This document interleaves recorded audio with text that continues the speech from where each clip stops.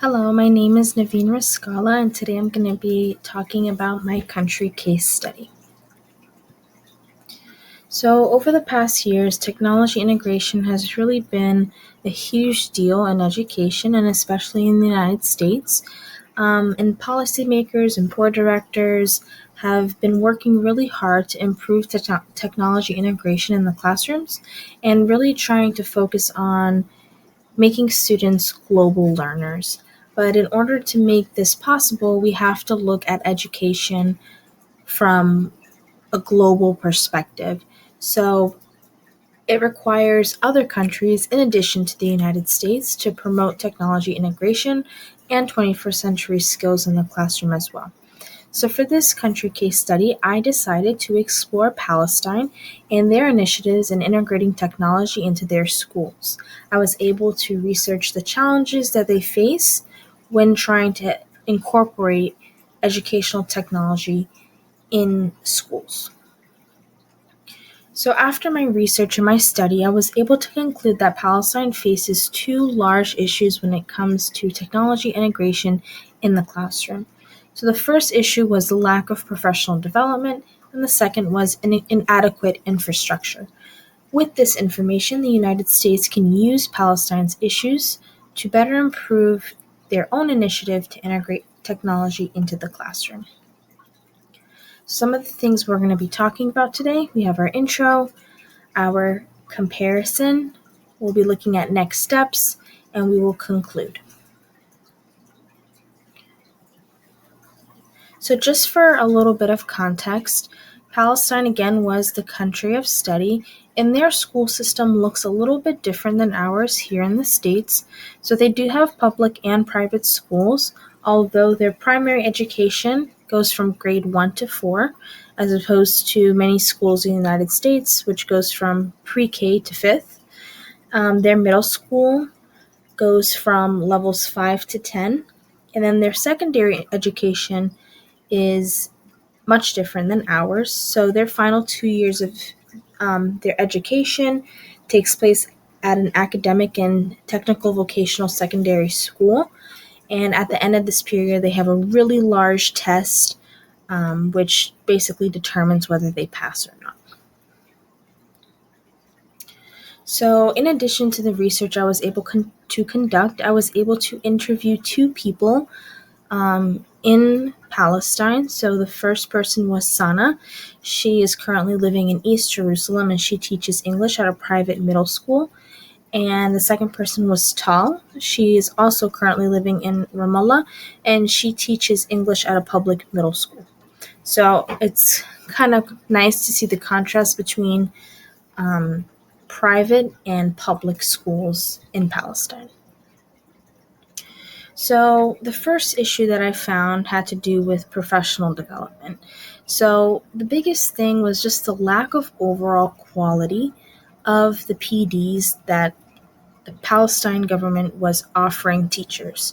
So, a big part of this issue was just lack of staff. So, people actually trained to effectively teach teachers how to integrate technology in the classroom. And my interviewees also gave me some insight on the situation.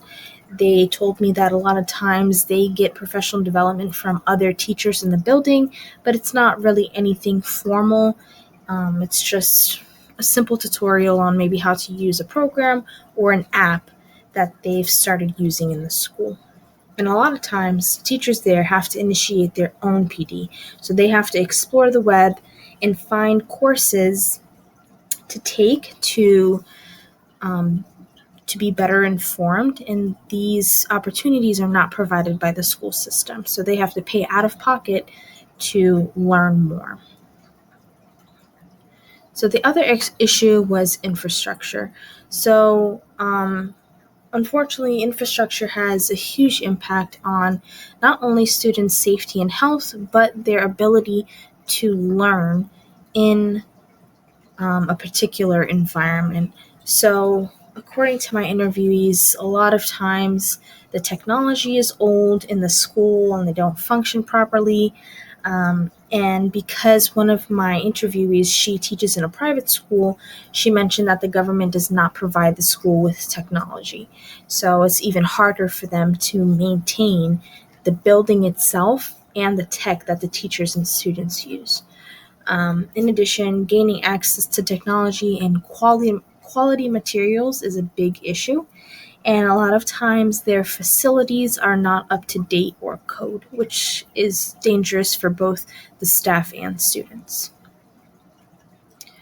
So now that we've talked about Palestine's issues, we can take a look at the issues here in the States.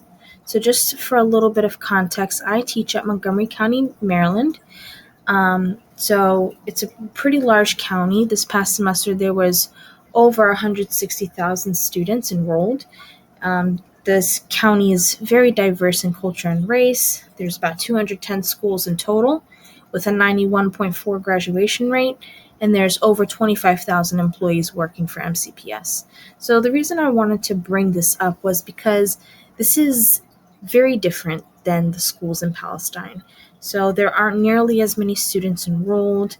The graduation rate is not nearly that high, and it's very different. Montgomery County is very large compared to the town in Palestine, Jerusalem, Ramallah, all of those places. So, how the professional development looks like in my county. So, I have been teaching for about 3 years, and I've attended many professional development opportunities, and all of which were provided by my school or the district. So, there are optional professional developments and required ones, and usually they can take place all year round. And teachers also receive credits, and sometimes they are paid for the PDs that they participate in. The thing is, the variety of PDs available are limited in my experience. There are little to no professional developments that actually teach teachers how to incorporate and integrate technology in the classroom. And also, there are little to no PDs about how to use the technology in the classroom to its full potential. In addition, some professional developments, especially the ones that I have been to, can be really long and redundant, and it can feel like almost like it's not worth it, in my opinion. And lastly, a lot of the PDs don't accommodate to different adult learners. I actually just went to a professional development opportunity a couple weeks ago, and it was from 8 a.m. to almost 5 p.m. with lectures going on for more than 3 hours. So it was very difficult to participate in and even just attend. So there's not much accommodations or differentiation when it comes to professional development for teachers. Infrastructure is another thing that we're looking at. So in MCPS, each classroom is provided with a class set of Chromebooks. During COVID and a little bit after, we had a one-to-one model where each student was able to take a Chromebook home. But since last year, that has changed. Oftentimes when the Chromebooks get damaged, we send it in and they get repaired pretty fast. Students also have the opportunity to check out Chromebooks and Wi-Fi boxes for their home and personal use. Classroom teachers are also provided with laptops for work, and classrooms are equipped with smartboards and the Ethernet, although sometimes the internet can be slow and sometimes the tech can be old as well. In my personal experience, the buildings and its facilities are usually in good condition.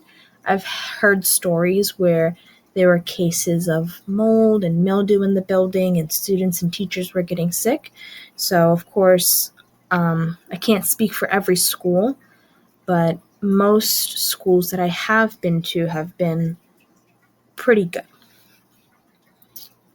So, kind of just comparing Palestine and Montgomery County when it comes to professional development.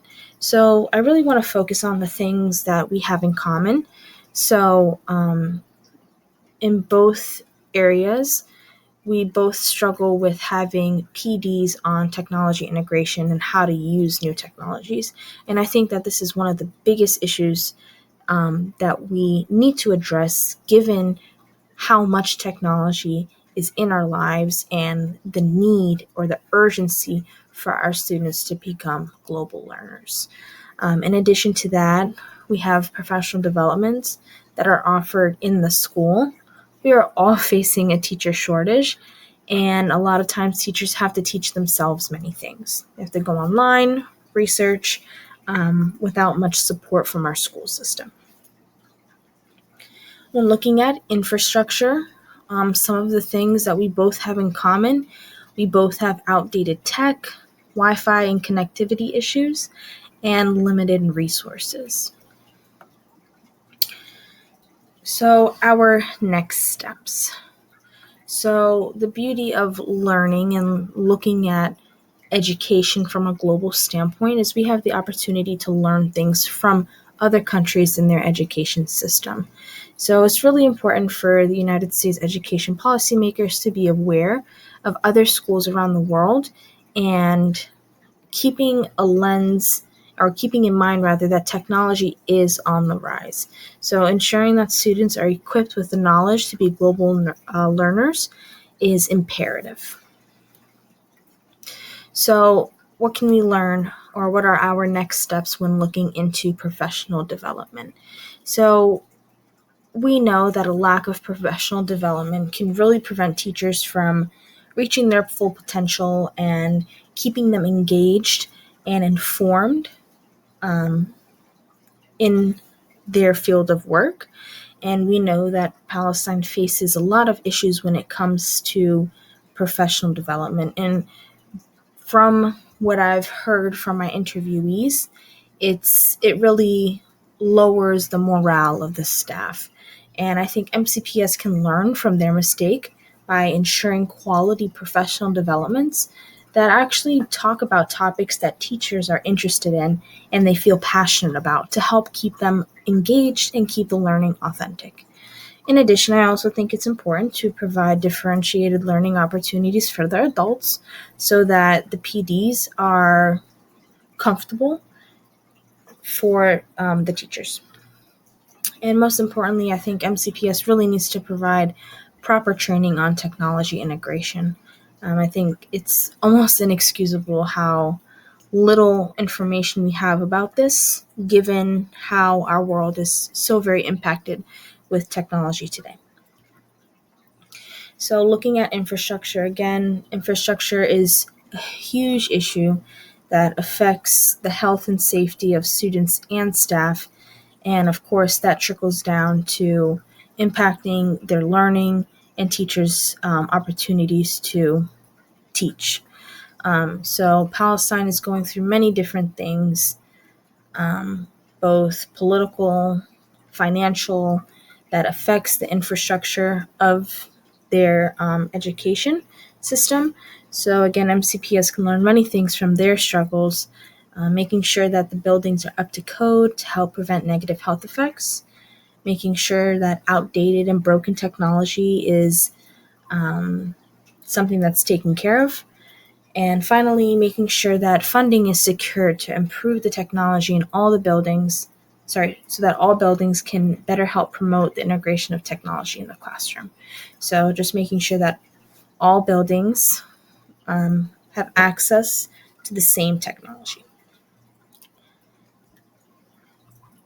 In conclusion, again, the lack of professional development can really affect teachers and how they teach and the environment that they're in every single day. So I really think it's important for MCPS to learn from the mistakes of others, and in this case, Palestine, and how they can provide quality professional developments that help address teachers' interests, and just keeping in mind that adults, just like students, learn in many different ways, and that we too need to become global learners. We need to learn about new and different things, especially revolving around technology integration in the classroom.